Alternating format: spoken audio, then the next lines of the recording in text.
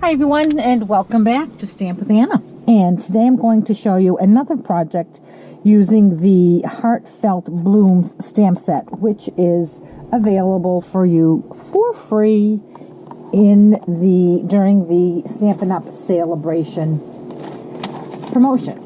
Sale-A-Bration kicks off January 3rd, 2018 with the Occasions catalog, which is chock full of beautiful, beautiful new products. I can't show you what's in the catalog yet, but I can show you projects made using the products, and I can show you the physical product itself, but I can't show you the inside of the catalog. But that is the catalog, and it is just gorgeous. Sale-A-Bration is part of the Occasions promotion, and it runs from January 3rd through March 31st. And with the Sale-A-Bration, for every $50 you spend, you get a free item from this brochure. And again, I cannot show you the inside of it until January 3rd. The best part is that the $50 can come from anywhere. It can come from the annual catalog, can come from the Occasions catalog, it can even come from the clearance rack. So it's a great, great way to earn some free product. So this stamp set here is Heartfelt Blooms, and this is one of the free products in the Sale-A-Bration. On Monday I showed you this card made using the Heartfelt Blooms stamp, which I just love. As you can see here, the shading on the stamp is just developed in such a way. It's just gorgeous. I absolutely love it. It's got that shabby chic kind of softness to it. I just love it. So we're going to use this today, and we're going to use the thank you stamp this time around. We're also going to use a product from the Occasions catalog, which is this simple stripes embossing folder. And I'm going to show you how to make an angled, emboss this at an angle, instead of straight vertically or horizontally. And you can see it back here. It's done at an angle. So this is the thank you card that we're going to make, and it's a small thank you card. It's done on the note cards that Stampin' Up! Sells. They come with note cards and matching envelopes, so you don't have to worry about getting your envelopes. And as I was designing this, I thought, oh my goodness, this is going to be my customer thank you. So if you ordered from me during December, be expecting one of these in the mail. This is what customers' thank you cards are going to be, and they usually go out right after the first of the following month, which is January, the beginning of January. So this is what we're making. So for supplies, I have my list somewhere here. Again, we're using the pre-cut note cards, and if you are cutting your own, this is 5 by 7 scored at 3.5, and it is thick whisper white, and it comes with a matching envelope. And this is the envelope, and it has a beautiful texture to it, so it accepts stamps beautifully, which is great because we are going to be stamping on the flap of this, which just makes this thank you card so much more special. Then what we need is a piece of Perfect Plum, and this is cut at 3 3/8 by 4 7/8. I have a piece of Early Espresso, 3 1/8 by 4 3/8, and a small piece of Whisper White, which is 3 by 4 1/4. Now, I had initially designed this just with the 3 pieces like this, and it looked nice, but because I had excuse me, because I had a little bit of the ink off of the white edge, it kind of blended right in with this, and I didn't like the look of that, so that's why I decided to add this tiny, tiny mat of Early Espresso. And I'll show you the 2 different ways. If you don't like to use too many layers, and this you're thinking is way too many layers, I'm going to show you what it looks like without that mat on it. So the first thing we're going to do is take our Perfect Plum, and we're going to make it have a angled embossing stripes.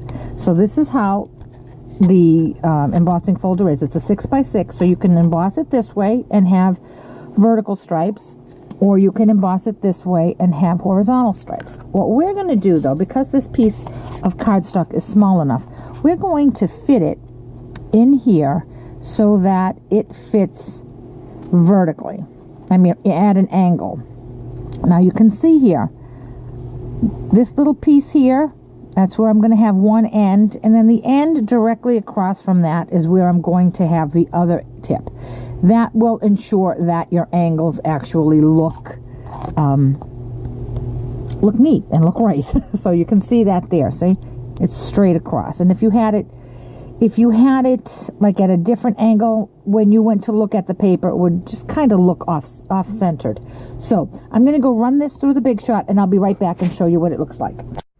Okay, I'm back with my embossed cardstock, and this is what it looks like. And you see the stripes just look like they're going right because I made sure that this center stripe went from one corner to the other. So I'm going to take that, and with some snail, I'm going to attach that to my card base.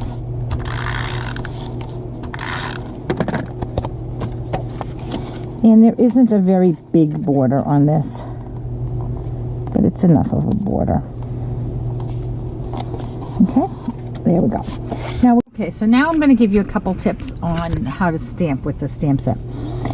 The stamp is very intricate, and you want to make sure you get ink in all of the little spots so that your shading comes out right. Now, Stampin' Up!, as you know, has foam pads, and normally what we tell you to do is tap, tap, tap, so you don't make a mess on your stamp. But, however, you want to make sure that in this particular case, your foam pad is good and juicy, and you don't want to just tap, tap, tap. See how I just did that, and I didn't get any ink in the middle there? That wouldn't give me a good impression. So I do want to kind of smush that in there so that I know all of the shading is going to come through. So then you look at it and you see that you do have ink in all the right places. Now, although we usually just use the foam pad for photopolymer stamps, we're going to use it in this case too because it's going to give us a better image. So I'm going to bring in a piece of scrap paper to protect my pad because I'm going to stamp off on this. And because it's been a minute since I inked up my stamp pad, I'm going to give a little huff on my stamp. Okay, so now on my paper, I know that I need to leave room for thank you up there. So I'm just going to bring this down, and it's going to be a little off the paper, and I'm going to press. It's a large stamp, and it's a detailed stamp, so I want to press to make sure that I get a good image. And when I lift it off, there it is. Isn't that just beautiful? So now I'm going to put that aside, and I'm going to bring in my thank you, and I'm going to ink that up and put that right here in this corner right here. There we go. Now I'm going to show you what I meant about having that extra piece of early espresso. Here's the card the way I had originally designed it. And see how this ink just blends right into that. I didn't really like the way it looked. I just thought it wasn't sharp enough. That's why I chose to mat that on with a tiny border of early espresso. So I'm going to add some snail and mount that on this, and there is a tiny border around this. And then I'm going to mount this one onto my card base and center that right here. Now again, as I mentioned on Monday, if you follow me on social media, you know that I love ribbon, and I'm trying to use ribbon on one of my cards with this stamp set, but I'm just finding that it really doesn't need ribbon. I mean, I guess I could put a little bow there, or I could put a little bit of linen thread to pick up the early espresso. But I think it's just so pretty and elegant without it, so I'm going to leave it just as it is. So now we're going to move on to our envelope. And here is our scrap paper, and I'm going to find my envelope. Now I want to put a piece of scrap paper right up. See how I did that right up here? Because I only want the stamp to be on the flap. But because I'm going to stamp off, I also need to have some paper up there. So I'm just going to attach this like this. See that? My envelope fits right in there. So now I'm going to just clean off my stamp a bit because I really dug that ink in there. Okay. So now I'm going to ink it up again.